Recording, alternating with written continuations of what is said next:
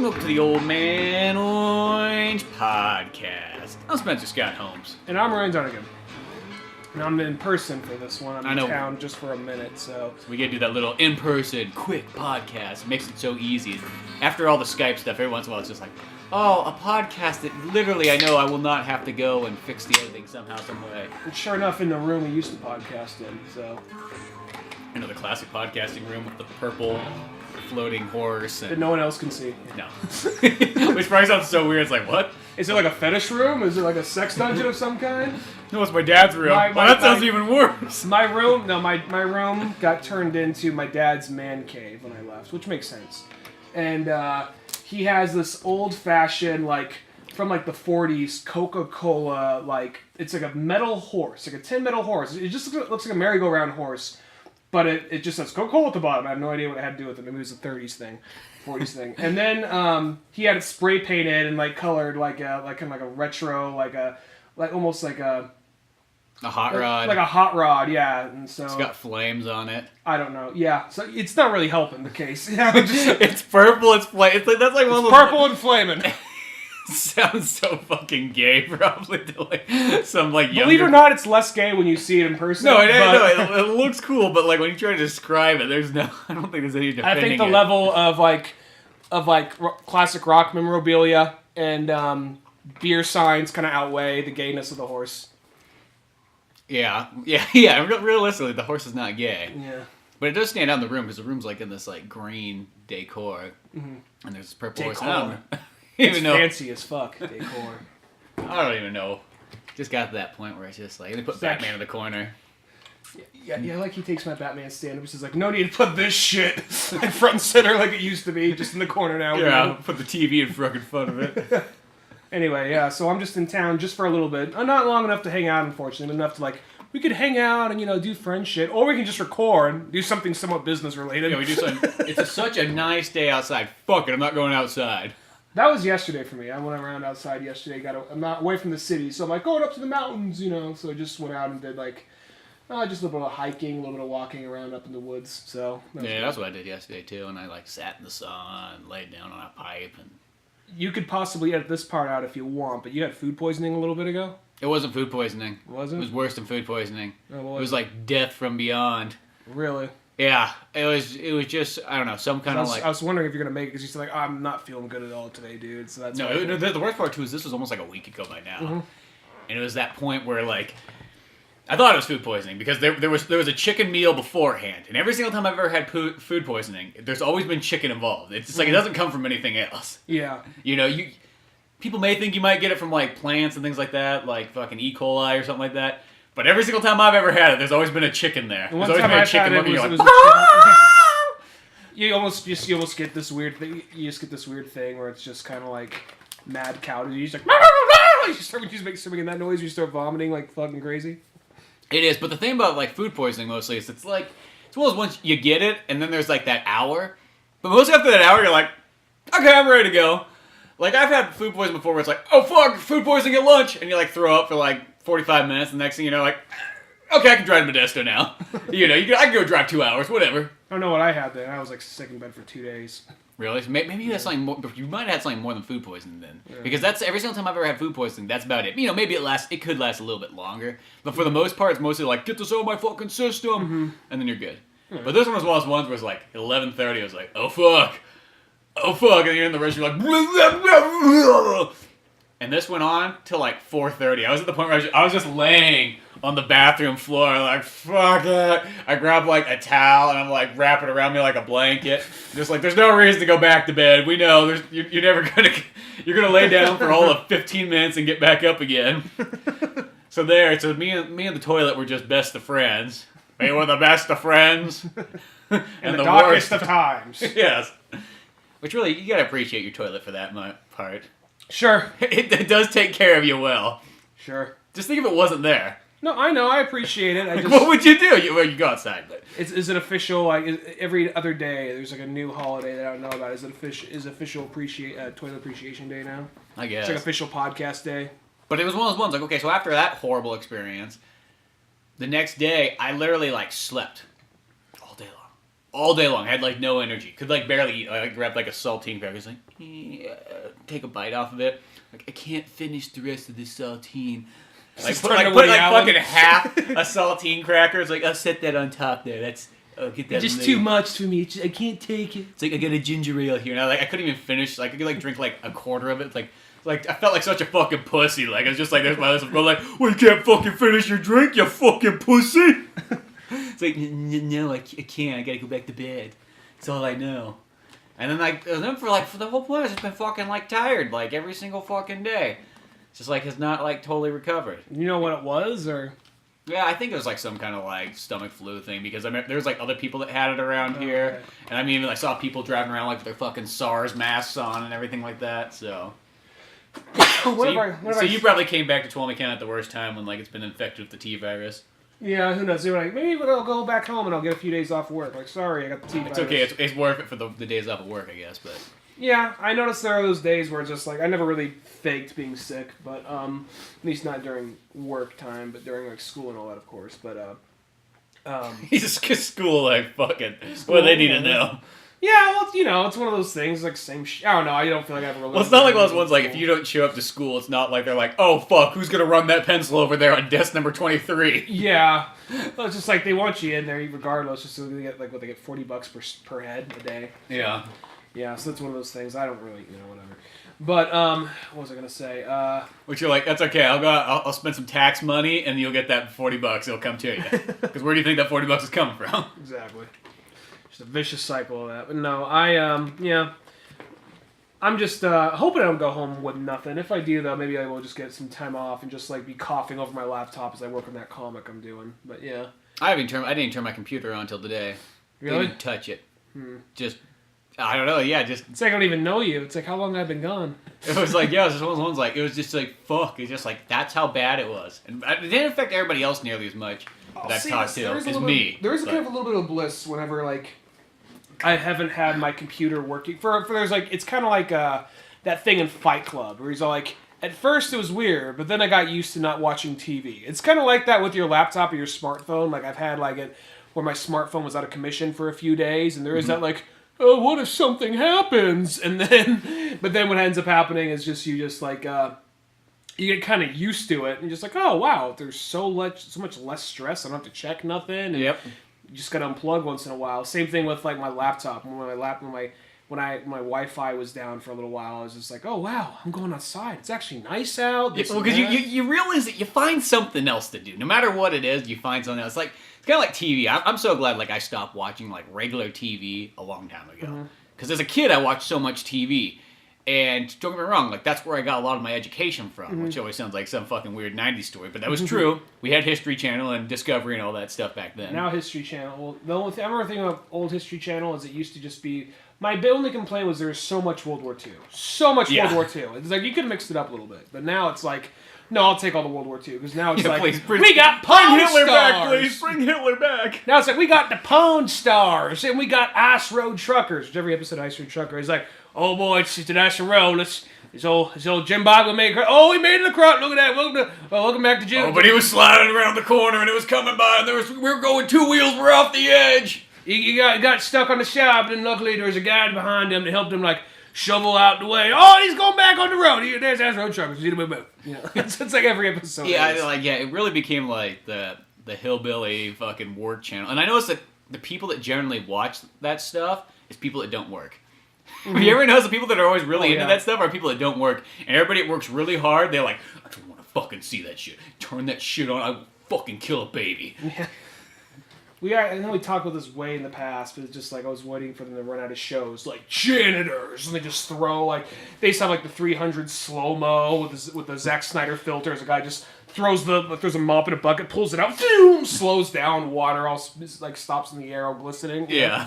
Well, and it's one of those ones like I'll say this. For all the guys that get those shows, good for you. I mean, you know what I mean? Like that's good for those guys. I'm not saying I'm talking shit, but if they just like had a show like people who rent bikes, dude, like something like that. Yeah. Like, all right, cool. Yeah, sure, fuck, throw me on that. But at the end of the day, it's just kind of one of those ones that's like, that just seems so weird to sit down and go, oh, I'm going to watch that. Like, why? I don't know. It's just regular TV, like, I don't feel like it's ever. I don't feel like the thing about reality television. I don't think it's ever. But I think at first it was like they're the average people. I don't think it's the average people anymore. It's either one of two things. It's either hillbilly as fuck or rich as fuck. Yeah, well, yeah. There's not really a middle anymore. Well, no, I take that back. There's some middles, I'm sure, but I don't really. But no, it is more either. They feel very glossy and very rich of the rich, or who's like the most poorest of the poor. Yeah, like well, because I think the people a lot of times that watch it are middle class people, so they're like, oh, okay, you know, like let's see what like the other half of the world does. Well, we don't have all the money we wish we had, so here's this section. But at least we're not those guys that are like got the dirtiest jobs. Or there's like I don't know, there's a lot of people like well probably middle class to lower class probably all turned into Duck Dynasty because I remember when that was in its full swing like Walmart was home of Duck Dynasty, at least here. And there would be moments where I'd be driving through the Walmart parking lot, and here I'm talking shit on Walmart, like, yeah, I went there, where else was there to go? But anyway, driving through there, and there'll always be some lady I remember one time, just, when I say the words Walmart queen, you know what I mean. I don't have to describe. You know. Whatever She's you're imagining. Overweight. Oh, I guess you could say it could be different no matter who you are, but I just picked someone who's overweight, wearing probably sweatpants, leaning over the shopping cart like it's fucking holding her up. Yeah, and she was pushing, like, a cart, and it had, like, 5 different, like, Duck Dynasty pillows. And I stopped for her. I literally stopped for her. I wasn't like, like, you know, I was like, saw her coming from a distance, and I slowly stopped and just let her go. And she shot me this dirtiest look, pushing her fucking, like, Duck Dynasty pillow. It was just like, what the fuck? I was just like, it was one of those things like, this bitch just fucking judge me? I don't know. It was just. Well, then you always kind of wonder, is like, there's the people too, because then there was that period where Duck Dynasty stuff just started going on sale, so you just wonder like, oh look, there's pillows, they're $2 a piece, might as well get 5 of them. Oh look, this one actually feels like his beard. This one feels like his dick. This one is actually like one of those Asian like pillow dolls. Yeah, so there is that stuff. It's just, and mostly I don't know, like going back to just kind of like TV in general. It's like, you know, reality TV is the one that's kind of taken over, you know, like that, but like, it's not that there's not good stuff on there, it's just there's too much garbage in between and too much commercials and too much, like... Don't care to look. Yeah, don't give me, like, you know what I mean? Like, sometimes you'll go over to someone's house and you'll see, like, somebody just sitting there fucking watching TV with the fucking commercials, too, like they're in prehistoric times. And you stop and think, you go, fuck, that's probably like their day every single day. You're like, what the fuck is wrong with these people? Like, Jesus Christ, do I need to get the gun and load it for you? It's like, I don't know. I remember as a kid, there was this poster on the wall, and it was from Macintosh, and they put them up in schools. Or no, it wasn't from Macintosh. Take it back. I just picture like the John Lennon and the other. You remember like they had like the wall, and they had like there was a John Lennon picture poster and a Gandhi poster and so on. But intertwined between this actually had nothing to do with Macintosh. So like, don't fucking blame us. Well, was it one of those things like? Well, they'd have one that said like "kill your television," and to me as like a kid, like a 6-year-old, 8-year-old kid, I was like, that's fucking offensive. I don't even think it's so much television. I think it's almost more of like, because there is like legitimate things and legit stories and things. It's like anything. People say like it ruins your mind, it rots you. It's like anything. Too much of it can kill you. And like, go ahead. You're gonna say what I was gonna say though. It's like as a kid, you take it like at face value. You're like, kill your television. You're like, the fuck? That's where I play my Genesis. That's where I watch my X-Men. That's where, you know what I mean? Like, you just think like, what the fuck wrong with TV? What did it ever fucking do to you, huh? But then you kind of realize later as you get older, you're like, no, I know what it means. It's like, it doesn't mean necessarily like literally take your TV outside and kill it. It's like, it's the bad stuff up there. It's like, it's okay if you watch a movie. That's not what that saying means. If you play a game, that's what I'm saying. It's just, don't be that guy that sits in front of it for fucking 8 hours a day, every single day, like... Yeah, well, that's almost kind of like what internet moment. Can be. That's what internet's kind of... It's kind of the new one now. Yeah, and it's just one of those things, everything's so unfiltered by that point, but it's like... You can look up educational stuff. You can, it's there. I'm always just trying to, like, take a break from a lot of media stuff. It seems like everything just wants to piss you off or kind of get you on a side of some kind. Like, I can't, like... I realized in our show, last couple episodes...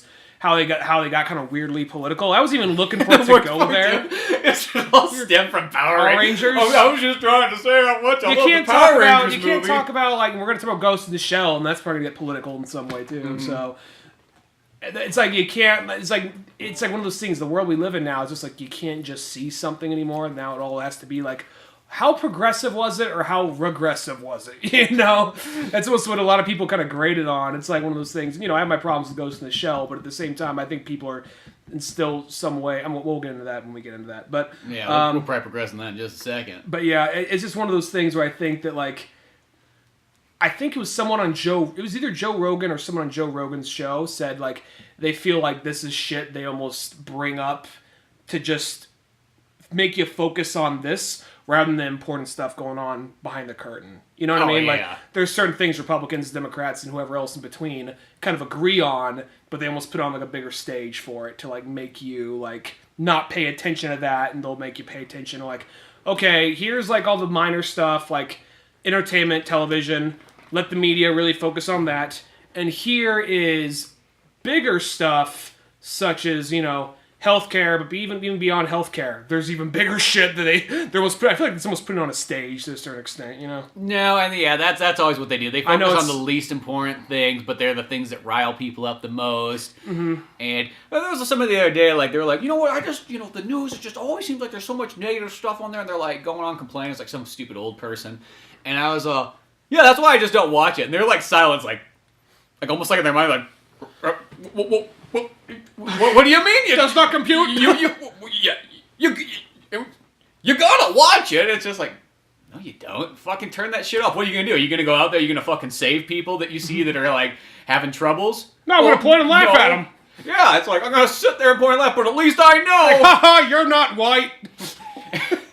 It's just one of those ones, like, at the end of the day, it's like, what, you want to just know? It's like, I don't know, I just feel like, who cares? It's like, if I'm not going to go out there and freedom fight, if I'm not going to go out there and, like, wave my Tom Morello wand and, like, save the day and fucking surf on in and, you know, do cool stuff, like, it sounds bad, but I almost just kind of feel like, you know, it's better just not to see it. It's better just to go, nope, I will just stick to my Batman and, like, my safe zones and just do what I do and continue forward. He's a real nowhere man. Sitting in his Batman land. But that's how I feel. It's like, yeah, whatever. Fucking, like, why bother myself with stupid shit that doesn't affect, you know what I mean? Like, at the end of the day, am I going to go out there and stop Trump no matter what he does? No, he's just going to fucking keep doing stupid shit and might as well just not even, just whatever, fuck it. Is he bothering Batman yet? No, then okay, I'm not worried. Maybe that'll be my, like, big political stance. He's like, oh, he's gonna cut funding on Batman. It's like, what? Federal funding to DC Comics is being cut. Yeah, it's like, no, that tax in fact, raise that tax. Take out 30% for the military, put it towards Batman. I feel like, I don't know, I myself don't feel like I am properly equipped to do anything like that, because don't get me wrong, since I live in where I live, you know, it seems like there's a protest going on every other week. And sometimes I'm like, yeah, you know what, I get where you guys are coming from. Other times I'll be like, what the fuck are you guys bitching about? You know? And yeah, you get that thing, it's just like, dude, come on. And I feel like other people show up to that protest. Like, all right, I get the Women's March, I get that. But the thing is, there are other people there trying to promote their thing, what they were there marching for. So I feel like certain things got lost in the shuffle. Yeah. And I feel like, you know, I have no problem with actual protesting. It's more of like, I feel like, you know, at the end of the day, you gotta get people. Yeah, have a good reason for it. Don't just show up just because, like, you're angry and you don't. You just avoid setting a Starbucks on fire or whatever. Yeah, it's like that doesn't get anywhere. That just makes you look retarded. Mm-hmm. But I don't know. Fuck that. And then, like, but like I was just gonna say real quick. I kind of see what you're saying. I guess because it's like, who do you trust in the media? I guess you got to kind of watch several different news sources and then try and figure out what's the real thing. Because you know, one source is like, oh yeah, you know, it's you had a small little skirmish over here in this part of the country. We're like, it's a huge fucking bombing. It's ISIS. We're all gonna fucking die. You know, depends on where you're looking and who says what. So I guess it's the hard thing of like, who do you trust? Where do you go? So much fake news. So much, you know, it's hard to know what's real by this point. Yeah, it was like, there was like a snip of the news that came on someone's TV as I was walking past it today. And all I saw was just this perfect example, like, why I don't watch it. But all I saw was like, Trump's up there, he's like, you know what? Fuck China. They're just going to rape us anyways. Whatever. And it was like, he used the word rape. It was like, he didn't say fuck, but he's used the word. Yeah. He was like, they're going to rape us. It's like, fuck it. I don't know. I watch a lot of Chinese movie. I'm fine with it. You know what I mean? If that's what it turns, if it kind of like, I'm cool with China. I don't got a problem. Whatever. Fuck it. It manned me up. I'm ready for it. They gave us Bruce, so they gave us Bruce, so I'm willing to take a pass on everything else. It's okay. Yeah, exactly. So, fuck it. But now going into, this is actually even produced by Chinese people, is we have the Ghost in the Shell movie coming out. Or coming out. Already saw it. That sounds fucking retarded. And we'll I know what you meant. away from all this stupid political crap that has nothing important to do, because we got an adaptation here that I thought was one of the best adaptations that someone has ever done. And this is one of those ones, I remember like day one, somebody explains to you like, oh, they're doing a Ghost in the Shell movie. Oh, that's cool. They're putting Scarlett Johansson. Oh, they're going to fuck that shit up. Everything about that's going to be so wrong. And then I remember the trailer came out, and I was all,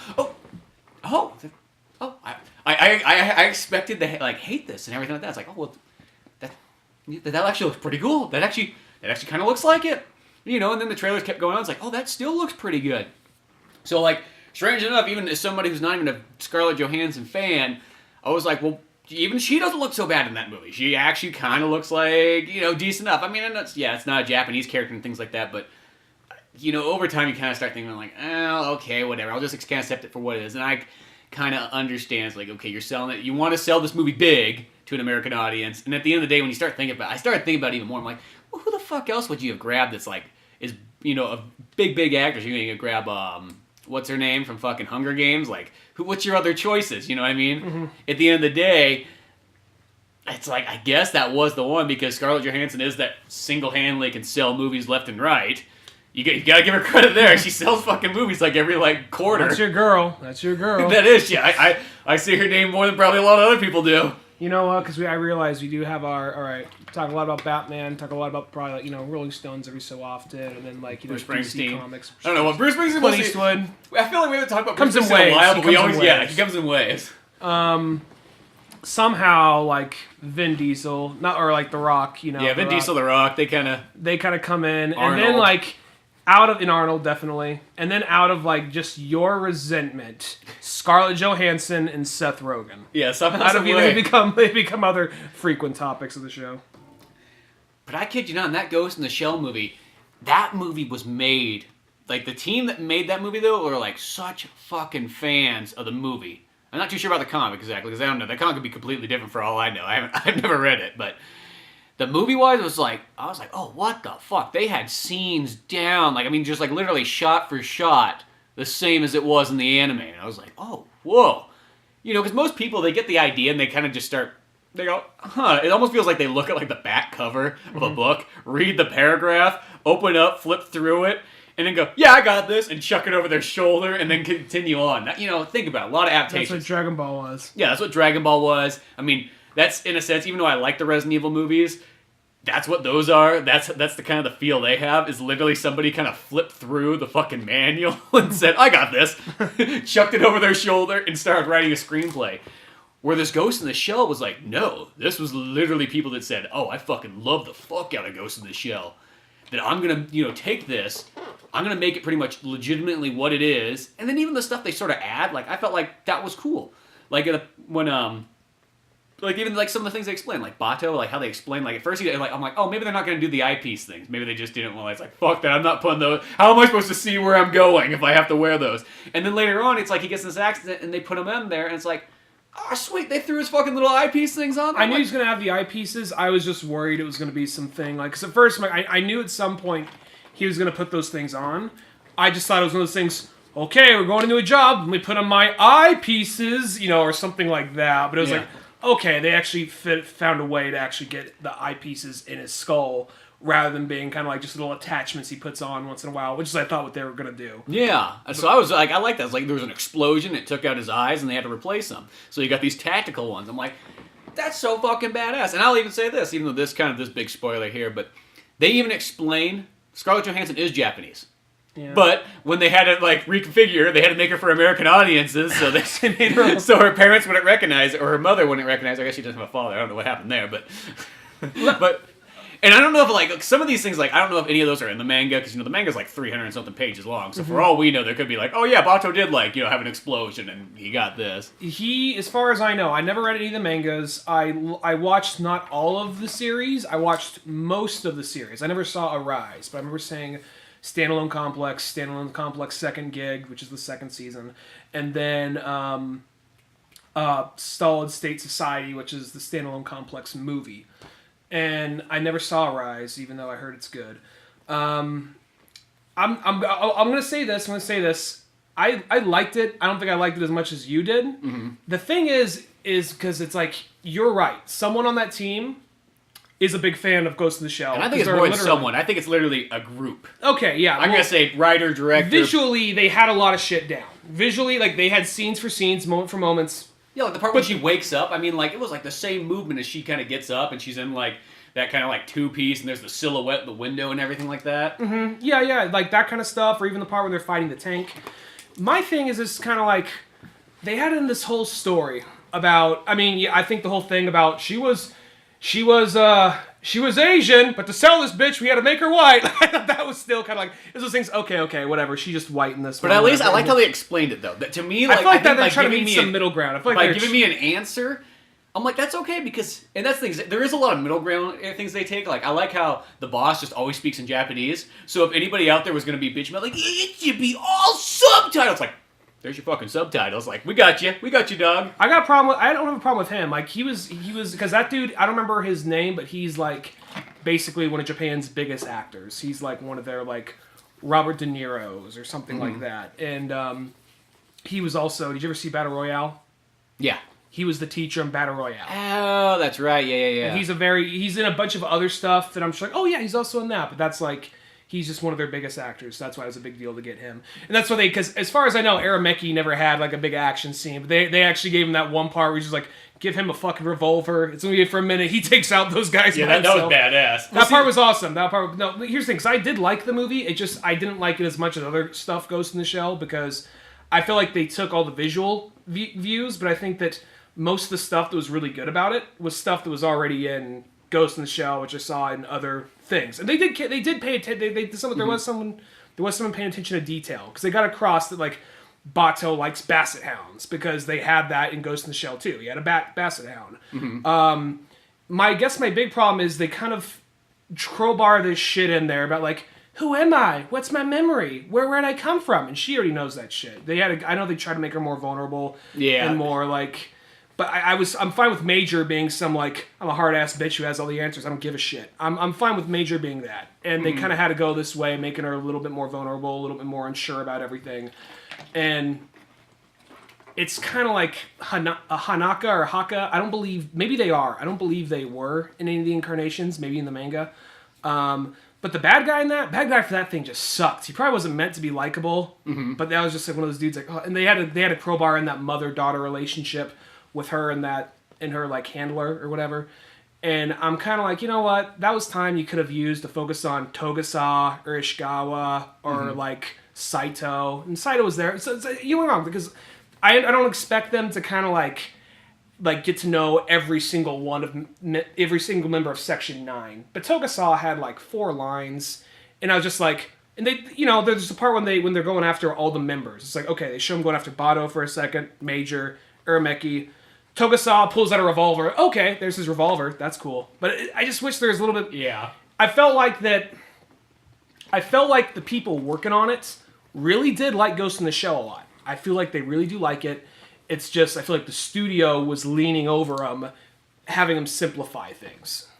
Yeah, and once again, they got to make a movie that kind of still, like, hey, if you never saw it, because when I went there, it was all old people. It was like, what the fuck? It was opening day, and it was like... 50, everybody was 50 and above. And I remember there was the big, fat, stumbling old guy like, bah, bah, bah, and there was the part where, like, this made me laugh. There's a line where the lady's all, in the future, everybody will have these robotic enhancements. And this old guy's like, not me! It's like, well, yeah, because you'll be dead in 10 years. Shut up! Don't judge me! The whole audience They said I got 12 years! The audience starts pointing and laughing, like, ah, ha, ha, ha! Like, it all looks like a fisheye lens through his perspective. He starts, like, covering himself. People are throwing fucking popcorn and drinks. He's running out. They're like, whoa! Got, like, a GoCam on, or GoPro on, just, like, running this big fat guy. Everyone's like, okay, let's get back to the movie. Eunice Cinema just gets quiet, goes back to watching it. But, yeah, it's just one of those, like, the people that, they're so old that I kind of wonder, it's one of two things. Either they talk out loud because, one, they don't get out much anymore, so they have no, like, social, like, experiences either. Or they don't realize they are talking out loud. I think it could be, like, it's one of those things, like, they see each other there all the time. Like, they see each other there all the time. It's like, oh, hey, Margaret, hey, Dolores, and it's kind of like the old people, it's like the Sea of Grey old people's club. Like, oh, I might see you at the next movie. Like, because I believe old retired people here, they don't got nothing to do. They'll go see whatever. I think that's a lot of places. I think a lot of old people just go to the movies like probably twice a week almost. Just to see whatever's playing. I remember when District 9 was coming out, like, there's an old guy just wandered up to, like, the counter. He's like, what's that District 9 movie? It's a science fiction movie where they put aliens in, like, concentration camps. Like, all right, I'll check that one out. Yeah. Got some tits in it? Well, I don't know. Well, if you can only hope. It is rated R. I can't read the fine print from here, so maybe. Let's hope. Dude. He starts chanting that as he's walking in. Fist throughout the whole movie. And then he realized later, like, there was no titties in that movie. A lot of aliens died, so that made me happy. I do like when the aliens die. But, no, but, like, I get that they, the thing about Ghost in the Shell is it asks a lot of very, like, complex questions, and it's a very complex, crazy story, and I'm not gonna lie, I sometimes have trouble following exactly where it's all going. But I think it is strictly in the sense of a movie, it was enjoyable, and it was, like, from an A to B, like, I'm gonna say this. I probably would have enjoyed it a lot more if it was not based on something I already really like. And I'm gonna say that it's probably... I don't know how you'd feel about this. It sounds like you'd probably feel the other way. I think I like Speed Racer more than this. But this is probably, like, visually looking, this is probably a better looking movie. You know what I mean? Yeah. Because Speed Racer, I didn't really walk out of that feeling a little, like, frustrated. The only thing that bothers me about Speed Racer is really just Spritle. I can handle everything else. This movie, it was just kind of like, all right, yeah, there's the whitewashing thing, which by this point I accepted it, but it was still kind of there, And then there's the whole... I just thought... I think he could have had a much better villain. They took, like, one of the most interesting villains, Kuze, and he was just kind of there for a minute, just kind of like, we used to love each other, whatever. Yeah, no, they definitely kind of had that, and that was a little bit different there. But I kind of, like, once again, I compare it to, like, okay, especially manga, anime movies, like... Oh, it's definitely one of the best ones. It's definitely we haven't... I mean, we haven't really had... I mean, how many movies really is there? Like, Speed Racer... we got Speed Racer, Dragon Ball Evolution. Those are, like, the two go-tos, but, like... I mean, we might have... I don't know. It may have been I'm not sure if it was a British movie or American movie, but a limited release of Kites, and that got... I never saw it, but that got horrible reactions. Death Note is coming out. That's going to be a Netflix movie, but it's by the guy who did Guest. But is that a movie or is that a TV show? I think it's a movie. I think it's... if it's a movie, that's way cooler. Because when they're kind of a TV show, it's like... I was like, I saw the manga. Who cares? Like, I put it in theaters and I'll see it. But, like, when it kind of goes straight to Netflix, it kind of just reminds me, like, almost like... It's like the straight to video. It's kind of like, whatever. I'll say this. I think that if, like, you don't have any, like, connection to Ghost in the Shell, or you never really are that big of a fan of it... Not saying that you have to like the movie. I think the movie would be, like, totally fine. But I think if you know a lot of the characters and a lot of the stuff, there might be some stuff in it that's just like, that could be a little better. You know what I mean? Well, I mean, as always, anything could be a little bit better. But I just look at this as an adaptation. I even compare it to comic book movies. I go, dude, this adaptation to me, I feel is stronger than a lot of Marvel and DC ones. Like, I felt like if you would have put the exact same amount of, like, almost like adaptation, like, into something like Batman v Superman, you would almost get even a better movie. Because, like... The people there, I just felt like Ghost in the Shell, like, so much that, yeah, I mean, there is some things that are changed, and, maybe kind of... I can handle mix change. And match, but for the most part, I just look at it and go, dude, that's fucking all there. Because, like, the Speed Racer movie, that's a perfect example, too, where, like, that one's kind of fun in its own way, but, like, when I watch that, I go, I don't know, to me, it's like, it feels like somebody else had a completely different, like, view of Speed Racer than I did watching it. You know what I mean? Like, because that one's almost done, like, so... Cartoony. Yeah, so cartoony. And, like, I never... Speed Racer to me never came across as cartoony. It came across as more of, like, a serious show. And I mean, once again, this comes as a kid. But, realistically, I think the concept's serious enough. So then when you kind of see it, it's like everything's almost like F-Zero-y, like, these future Hot Wheels tracks going on. And it's kind of like, oh, like, that's what, which, like, in the long run, I think someone else could do a Speed Racer movie and do it, like, hardcore and serious. And kind of say, no, let's just do this as a full-on racing. I would not be the least bit surprised if they go back and try to reboot Speed Racer from the producer of Fast and the Furious. I can tell you. That's what I mean. Like, that would be the perfect people to do it, probably. But I was going to say, and they go about the whole thing, it's about family, Pops. It's family. Give me a Corona. I want to say that. And then by Speed Racer 8, they're gonna be like, oh, Speed we gotta take Speed down. Speed's and fucking against Strider Racer and X, fucking Chim Chim, like the new main characters. I guarantee you, if they do decide to make a franchise out of Speed Racer, because they will eventually try to reboot it, I bet. And I could see them try well, you know what? When whoever is playing Speed gets too old, we can, Spritle and Chim Chim can take over, because that kid's gonna get older eventually. What if it just got to the point where no, everybody just wants to see Chim Chim, so it's just Chim Chim Racer. Chim Racer. Here goes this monkey. He's throwing his shit at people. He's just driving. He's just driving, just swerving down the road. It's like a turds hitting the fucking windshield. It's like the biggest hit of all time. Wow, that's all. People just want to see monkey in a car. That's all they want. Simple. Effective. Well, what you're saying about Ghost in the Shell, though, and I have no problem with them changing some things here and there. I guess the big thing, and I'm not trying to make a pun here or try to be too philosophical about it. Ghost in the Shell, it's kind of what it sounds. It's Ghost in the Shell. It's about the person, and the movie really didn't really focus. The movie made it seem like it's about the shell. The body is what's important, and the body didn't really fucking matter. They made this thing like she's a rare. They got across that she was high end, and maybe at some point they mentioned she was the only one of her kind. I don't think that was the case, but they were trying to make it out. She's so important. Well, I kind of remember in the anime she was sort of like the best design. She was the best of the best, and it was like she's the most updated version, but it was more of like what's inside here, and it wasn't a brain inside of a robot body. It was by that point it was literally data. It was literally data by that point. They can kind of go anywhere. And maybe they made it a brain, so that way they could depower her. So it couldn't be like she could jump from body to body so easily or anything like that. But I think that it was more about because they kept on emphasizing how important her shell was. They kept emphasizing this thing is really fucking important. If it breaks, we're fucked. It's it cost a lot of fucking taxpayer dollars. Exactly. And the other thing is and I'm not trying to pick it apart too much, because sometimes you get those people that are just pick apart well, why didn't the guy get arrested right here? Why didn't this happen? It's just well, because it's a movie. They didn't have time to get into that. So I'm not being that guy when I bring about this, but there's the part where it's there's that evil corporation that's basically putting her together, and they're basically leasing her out to Section 9.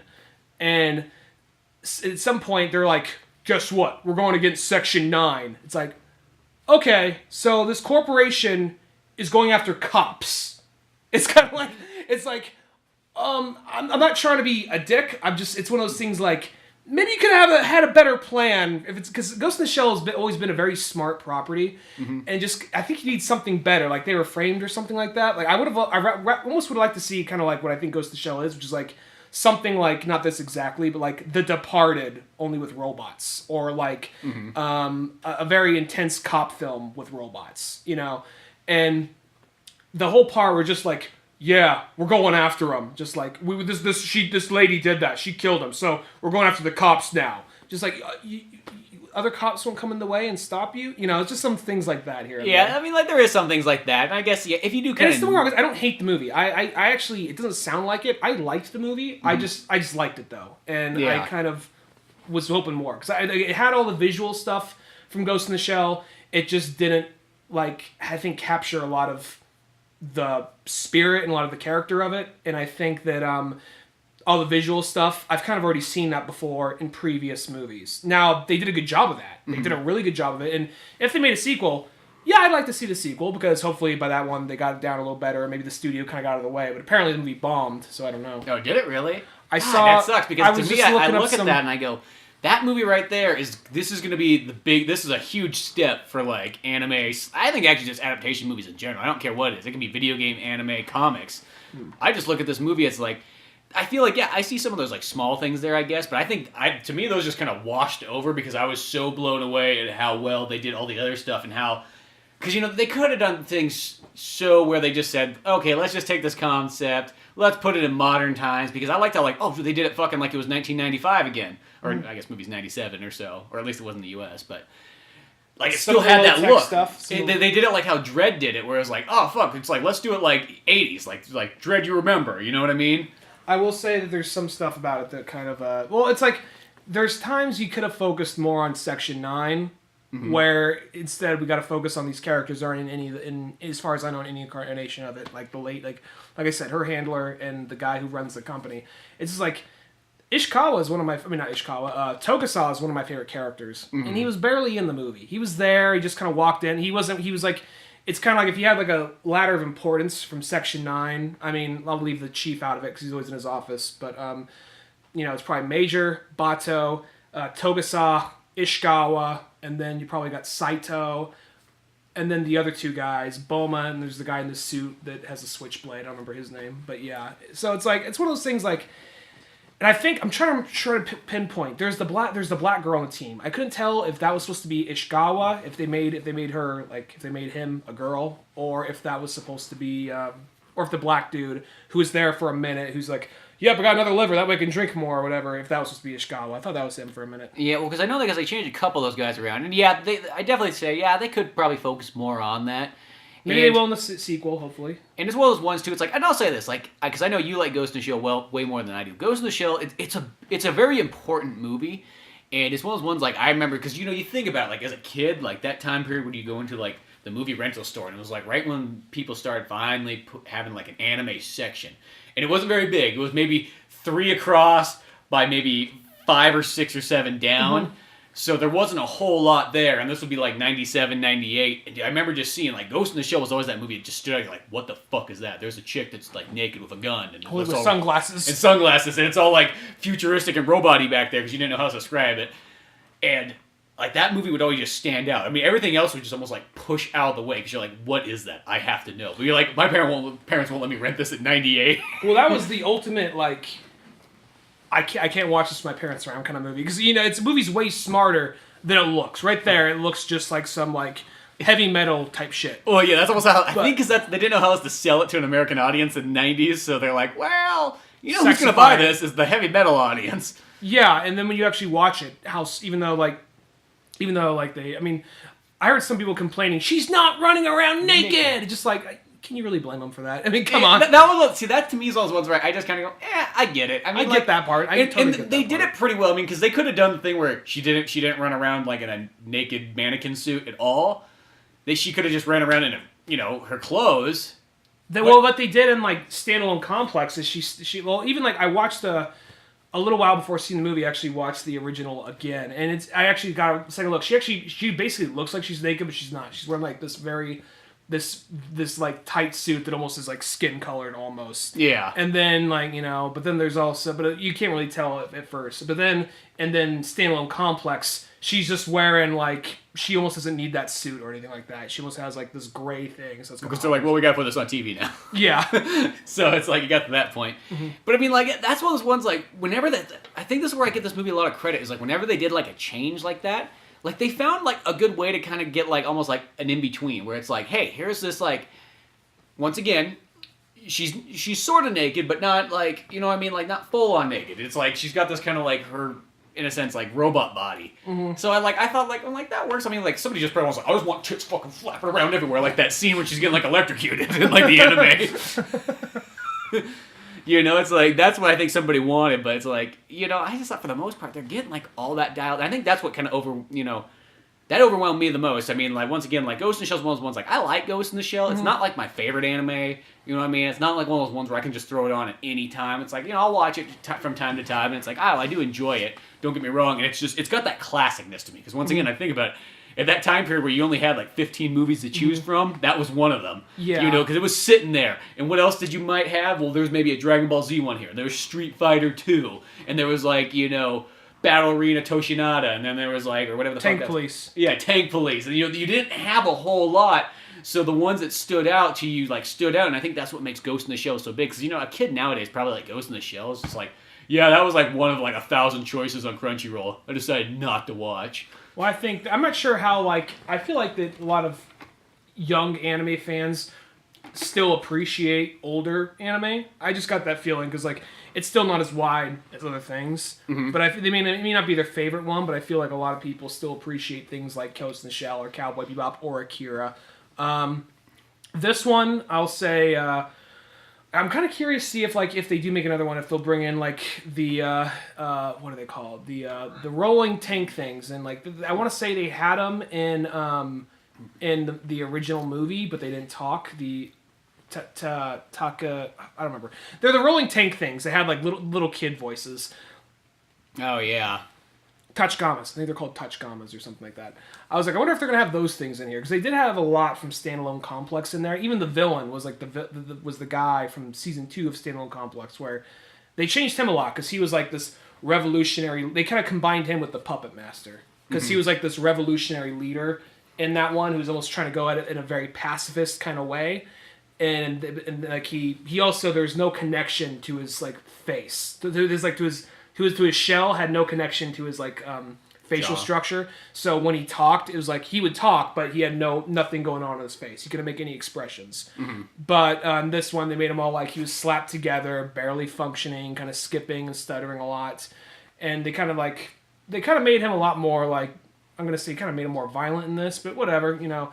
I kind of get like it's not like everything falls apart. Like they misrepresented Kuze because there's so many things in that you can go off of. So it's not even like a big. It even took me a minute to remember who he was. Like, is that the same guy? Yeah, it's the same guy. Because in the original one was pretty, or in the Standalone Complex was interesting. They kind of still brought them together in some way, but they were both in this plane crash, and Major and Kuze, and. In like they were next to each other, and they're like she was in a coma, he was paralyzed. The only thing that could move was his hand, and he would just make paper mache birds all day or origami birds. Oh yeah. And then one day he got out and had a prosthetic body, and she had a prosthetic body, and they kind of went their own ways.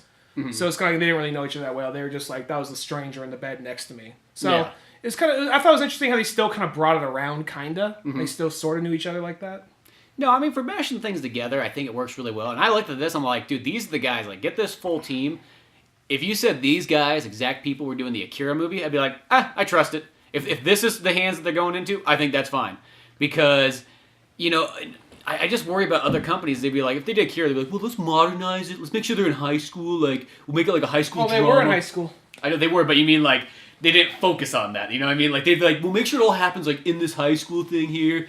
Get it like that, and, you know, and you'd be like, we'll make it have a moral value at the end, like. Back when they were talking about doing the Akira movie, back like in 2008 or 7, when that was still coming up in conversation, they like, I want to say Harry Partridge made a cartoon. This is like the American version of Akira, and like they're all like super Americanized. They're all like Neo Tokyo, and it's rolling down. You see like there's like McDonald's and Starbucks like billboards everywhere as they pan down. This is like, hey guys, you won't believe this. Tetsuo was kidnapped. Was it Tetsuo? Tetsuo. Tetsuo was kidnapped by some old children, those military douchebags. And the prom's tomorrow.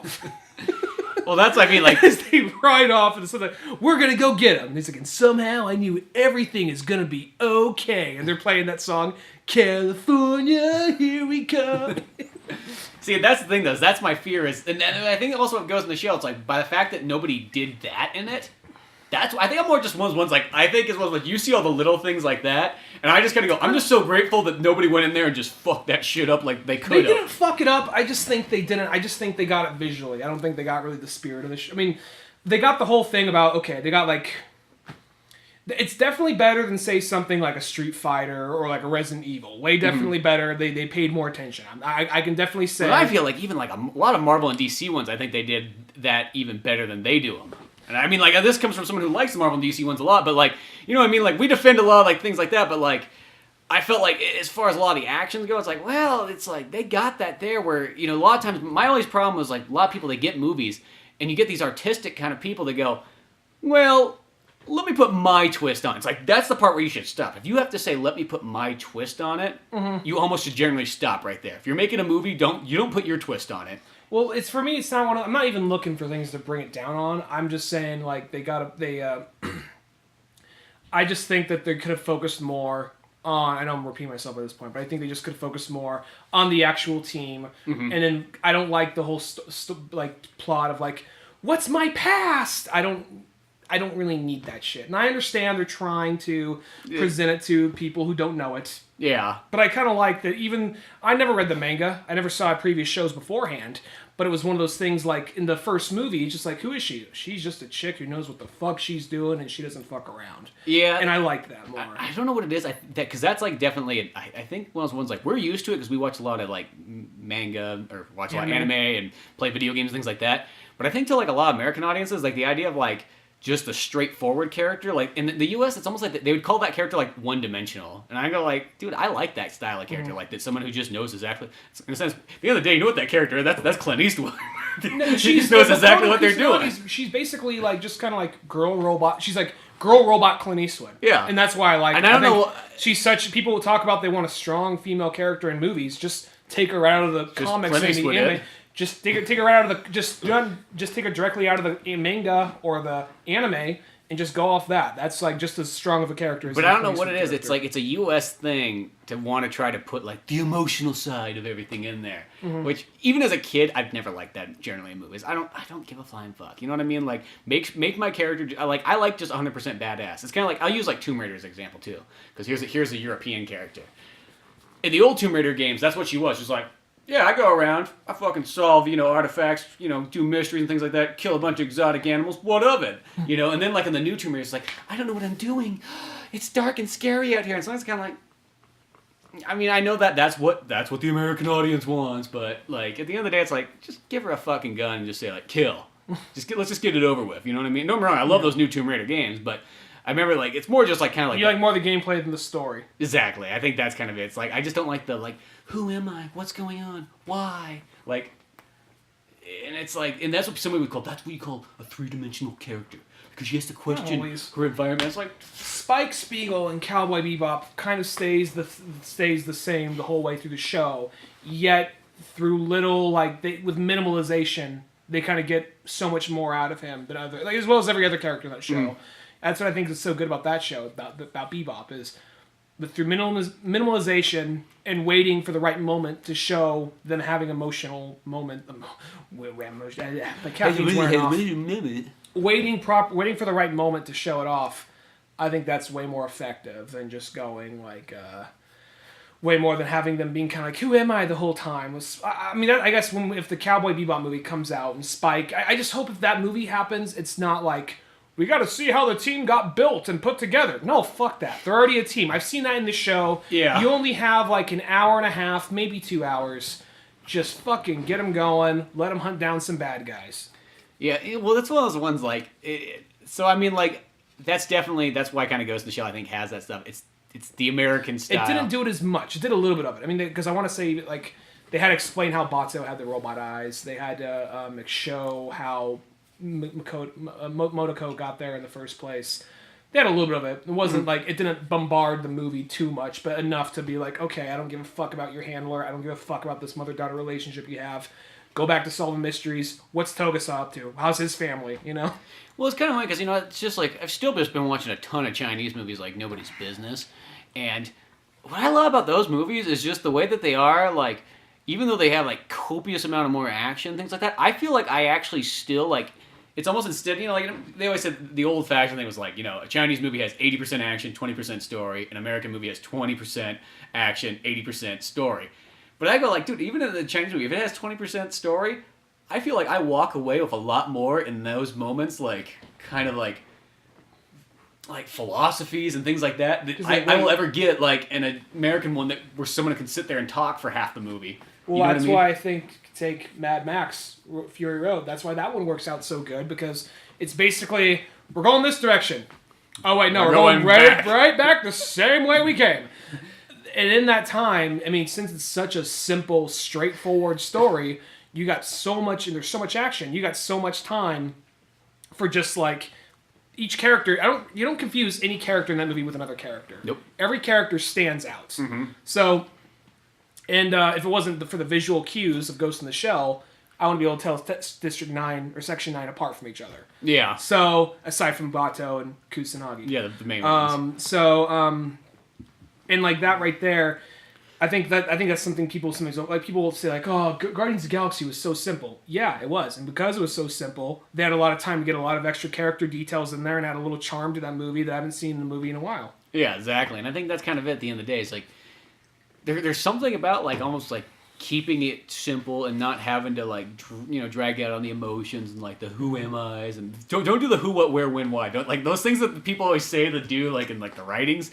I feel like people sometimes follow that too much to like a T, and it's like no, just make a badass character and it's not that you make them one-dimensional. You make them like two-dimensional. I think that's what it is at the end of the day. They're not three-dimensional because three-dimensional might be too much. We don't have enough time for your three-dimensional characters. I think there's a way to do it, like in something like if you're trying to make something like a Departed or whatever, which to me, like, I said that might be a weird comparison, but to me, this always seemed more like kind of like I would like to see like because Ghost in the Shell is not always jam-packed with action, but the action that's in it is pretty cool. Mm-hmm. To me, it's just kind of like a cop procedural, and it almost could have been kind of like a Dirty Harry, like a Dirty Harry or something like that, like a Warner Brothers cop movie, but only with robots, you know? Yeah, no, and that's kind of definitely how it sort of feels, you know, in like the original one, things like that. Because that one is a lot of times, it is just a couple cops just sitting around. It's almost like Lethal Weapon. And to this movie's defense, I'll say, you know, most of the characters I'm naming off, I know that in like Standalone Complex, that's where you got to know Ishikawa and Saito, as well as the other members of Section 9, Boma, a little bit more. That's where you got to know them better. Where the original two movies, the only ones you really did focus on was the Major, Bato, the Chief, and that's where you had I keep on drawing. He's my favorite character. I keep on Tet's do the revolver. Yeah. And then Ishikawa and then other characters. Well, because in that movie, like I kind of forgot to. It's like one because I rewatched that movie a couple days before the live action one came out, and I was all, okay, one, it's only an hour and 22 minutes. I forgot about that. For some reason, I thought it was longer than that. It feels long. Not that like in a slow way, but it feels a little longer because it gets so much in there, but it doesn't feel cluttered. Yeah, and a lot of times in animation too, you kind of get a little bit more storytelling done. That's why, like, you watch a cartoon like at 22 minutes. Mm-hmm. There's more storytelling in that than there is in any 45-minute long, you know, drama show. Yeah. I don't care. There's no show that has as much storytelling as a cartoon does. It just flows a little bit faster without seeming fast. But yeah, even in that one too. And finally too, as I was kind of watching that, I was like, there was a time period I remember like, oh my god, this is like the pinnacle of like, you know, like animation. Tokusatsu. That was the name of the Sorry. Oh yeah, Tokusatsu. But it's like that original Ghost of the Shell, like when I was watching, like, boy, does that have some of like the cheapest animation in certain scenes. Like the part that stood out to me the most, it was like there's a part where the Major and Bato are standing in the elevator, and it is literally one shot. The only animation in it is their two mouths moving, no head movements whatsoever, no blinking, and in the background there's just like a loop of like the lights going up and down like the elevator. And I kid you not, that's like 2.5 minute long scene. I looked at that and I was like, Jesus Christ, I did a lot of work. Like, there's certain things like I watched, I'm like, I don't have to work that hard apparently. Like, if Ghost in the Shell can do it, it was just like, I watched that, I was like, holy crap. Was like, nobody said anything like when that was being made. Like either that or Ghost in the Shell might have not been like, we think of it being like this one, but maybe it's like one of those movies like, oh fuck, that movie was put together with fucking like tape and staples. Well, I'll say every like even like something like Cowboy Bebop, there are moments where as beautiful as the animation is, and well, that's a TV show though, so it's not a major motion picture. But there's still moments where you look at it like, oh wow, that really is just kind of like a quick like three cells of Spike running. Like, just speed it up so it's like he's got 3 frames. And then there's also regarding like what was I gonna say? It's kind of like I'm gonna take it from like movies to music real quick. It's kind of like there's the song "Hot Stuff" by the Rolling Stones, on like their album Black and Blue. Mm-hmm. It's like the lack of effort that goes into that song, I respect. And to put it at the front. Yeah, to put that thing at the front, it's just like this weird like funk beat. And it just repeats, and it goes on for like 5 minutes. And then it's just like Mick Jagger. It sounds like he was passed out in a fucking alley. They revived him from like an overdose, just threw him in there, just start fucking singing. It's like, all right. It's a song called Hot Stuff. Okay. Hot stuff, like hot stuff, can't get enough. Like, and every so often it'd just be like him just kind of gibbering on. Like, you see that girl over there looking fine? Hot stuff. You know, just for fun. I like that song, and it's like one of those things for the lack of effort. It's just 5 minutes of just like this weird funk beat, and then occasionally, like at some points, like we gotta mix it up here for like just. Cue quick little piano keys. Okay, all right, it's good. Yeah. And it's kind of like that with some animation. It's just like, oh wow, you gotta respect the lack of effort that went into that right there, and they still found a way to make it look okay. Yeah, but it just kind of threw me off because it looked like, because, you know, TV animation, I give TV animation a lot more like leeway, but it was like, well, for this one being a big movie, I guess maybe because it's like, in my head, it's like Ghost in the Shell, it's like, if you had to think of like the three pinnacle like anime movies, it's like it's that one, Akira, and maybe like Spirited Away. Anything Miyazaki. Yeah, you know what I mean. And Spirited Away is not my personal favorite one. I would have said like Princess Mononoke, but that's the one that's kind of like more the go-to one. Nausicaa and the Valley of the Winds. Yeah, nobody goes to that one. Nobody goes to that one. I like that movie, but like that one never comes up on those lists. I think that was like his first. It's his second. It's the first studio. It's not Lupin. Yeah. Yeah. The Lupin one's first, and then that. That's the one. Lupin would be the. I think that would be one of the next movies that'd be really cool to make. But I always kind of wonder, like, is that too old of a property? Because I went back. You just have to make it kind of like Ocean's 11. Well, you could totally make it because, I went back and I watched that. I watched the Miyazaki Lupin movie, and I was like, even though he worked on like everything Lupin just about, but and I was like, dude, that movie's so good. You know what I mean? And Lupin's still like he holds up so well. And like I kind of forgot because I was like just looking up some of the special features on him. Like I always thought that was a 70s thing. It's like, oh, dude, that thing fucking started in the 60s. It's like Jesus Christ. So it's Speed Racer old. I mean, I guess you know what that could almost. I never really watched that much of Lupin. I saw a little bit of it. I almost feel like I know this is the go-to for everything. I know everybody always says this, and we're guilty of it too. Mm-hmm. That almost seems like maybe it's because he's only done like a few things, but the few things he did were amazing. It seems like an Edgar Wright movie, really. I mean, it's kind of like it's a heist. See that. It's a heist movie. I mean, have you seen the trailer for Baby Driver? No, I didn't appear in theaters yet. Watch the trailer for Baby Driver. There's an international trailer and a domestic trailer. Both are really good, and it's like it's basically a car heist movie. It kind of has a little bit of a Tarantino type vibe to it. And it doesn't look like it's first and foremost a comedy, but there's a little bit of comedy in there. And not like half comedy like his other movies, but like enough comedy to notice. Yeah. And maybe it will be a full comedy. We'll see. But anyway, this looks like... I just thinking like you just said Lupin. And what comes to mind is either Ocean's 11 or Edgar Wright style. Well, because it's like, yeah, it's one of those ones like, I mean, you could even use other movies too to be like, hey, it's kind of like fucking National Treasure. Or Mission Impossible even. Yeah, except for he's a thief, I mean, like... Not like spy stuff, but I mean that kind of scope, that kind of style. Because that's what it kind of feels like. Like, Lupin was always kind of like that. It was kind of more like, he's sort of this like thief guy, but he's almost like, sort of like a Japanese 007, sort of. It kind of had these like mixed match things going on. But I think it's like one of those ones like, it's like, dude, you could do that. And like, as I said, it still holds up just as well. Like, and he used the Luger, right? Didn't he use the Luger? Yeah, I think that was kind of his main gun. Mm-hmm. And it was kind of cool, the dubbing on that one. Like, I was going to watch the Japanese one, but then I saw who was dubbing Lupin on that. I was like, oh, it's David Hayter? Oh, fuck that. I'm watching that one then. Fucking, we got Solid Snake being Lupin. But, yeah, it's like... You have to make that now, because the original audience for that thing is dying off. Well, that's what I mean, though. Is like, I just kind of wonder, it's like, because that's starting to get old to the point, like... Because that was already old, like, when we were younger, but it was, like, still cool enough. But I just kind of wonder, it's like, dude, that's the perfect example. Like, when a kid fucking flips through Crunchyroll and Lupin comes on, like, do they look at that and go, what the fuck? I think is, like, that one grandparent shit. You know what? I think that a kid would probably, looking at Crunchyroll, would probably skip Speed Racer or Lupin. But I think they might go to, like, 80s or 90s. They might stop at, like, late 80s, early 90s stuff. If they're really into it, I feel like, yeah, they'll watch everything. Mm-hmm. But, like, if it's just a kid who's just, like, they're just sort of into it, you know what I mean? Mm-hmm. Like, it's a phase or something like that. Yeah. I kind of want... They probably don't go too much farther back than maybe... Dragon Ball Z probably be, like, the oldest thing. Well, even, like, Dragon Ball Z... Now I think that everything's so analyzed and criticized to death. I feel like Dragon Ball Z, even though I love it still...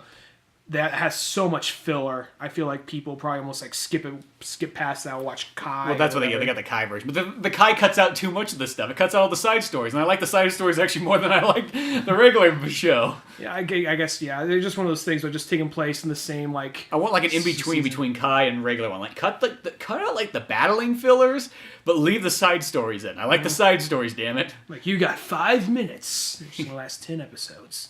But, yeah. I don't know. I think that'd be cool, but I really hope that from the Ghost in the Shell, we'll use this as our kind of wrap-up thing, that this movie right here, I hope that people kind of go out and see it. It seemed like there was enough people seeing it. I mean, I don't think this movie needs to have, like, Avengers money or anything like that. I think as long as it just does, like, Resident Evil good, I'm going to use that as, like, barometer. It will be able to continue on, and I hope these guys, whoever made this, I hope they actually are, like, allowed to be like, if you put these guys on Akira, I'd be like, okay, it's in safe hands. If you guys put these guys in even I'll say this, if these guys were in charge of Cowboy Bebop, I would trust it way more than just random ass Europeans that are going to grab a hold of this and have Warner Brothers or whoever just fund this thing out and shoehorn it out there for everyone. I'm not going to lie. I'll say this: I like Bebop way more than Ghost in the Shell, but I think Ghost in the Shell has a little bit more going on psychologically, and I think that like Bebop. Bebop, it's much more. There's a lot going on in there that's not said, but it's a little bit more straightforward. Where Ghost in the Shell is all about like a lot, even though Bebop's self-existential questions and all that. Ghost in the Shell, that's a thinking man's movie. It's much more like, I think Ghost in the Shell crams that in there. That's on the surface. Bebop, it's there if you look long enough. Where I think that they actually might do a better job at Bebop than they would this. So, well, I'd even say, because Bebop, the thing about too is Ghost in the Shell. If they didn't make this movie now, if they got any older, Ghost in the Shell is not one of those movies. I'm not gonna say like it doesn't hold up. But it is totally like sci-fi of the 90s. Like, well, there's only you kind of watch that and you kind of go, so many of those things like that. It's just like it looks old-fashioned. Even though you're watching an anime, it almost just feels like you're watching just like what people thought sci-fi was in like the 90s. I'm not saying it's a bad thing, but it all sort of stems from Blade Runner more than anything else. Like everybody Blade Runner kind of created like that like almost like look for to this day and age. We're still using that Blade Runner. I mean, every single time like a sci-fi movie comes out, it's kind of got like a little bit of darkness to it. It always feels kind of Blade Runner-y. Yeah, I think what's coming out? Let's see. I think that this one right here. I think that there's like several animes you could probably sell to a major American audience. This is probably one of them. Mm-hmm. I think Bebop's coming up on that next because it's almost kind of a science experiment. I have this one. It's 4 more than I ever thought I'd own, but I have 4 different Cowboy Bebop t-shirts. First 3 are kind of like, if you know what this is, cool. 4th one is blatantly Cowboy Bebop.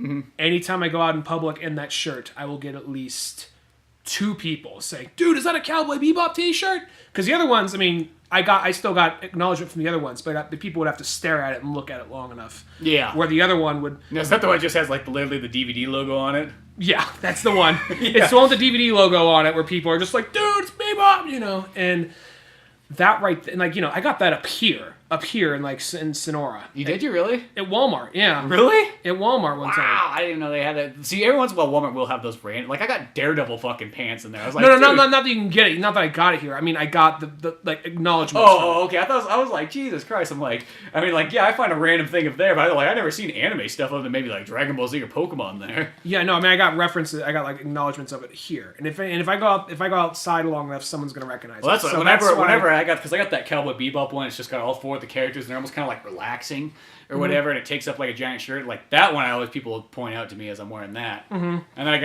got ones like you do too, where you have to kind of look at it long enough. Like one's just got Spike, but it's like it's his face, and it's just on a red shirt, and it's black, and then he's got like one green eye. But you can't really, unless you look at it or you know what you're looking for. It just kind of looks like a shirt. Yeah, and I think that like that. I think this Akira, Cowboy Bebop, Dragon Ball Z are some of the few that you could probably sell to like to a major American audience, because I think now we're getting old. Now that we're getting older, that things like from our childhood are starting to get more made. I mean, they've been talking now. Netflix is coming out with the Death Note movie. Yeah, that's kind of a big deal. If it's a movie, I like that more. The movie, it's straight to Netflix, but I think because I thought it was a TV show, and when it was a TV show, I was just kind of like, I've seen it, whatever. I'm going to say that that's kind of like a safer.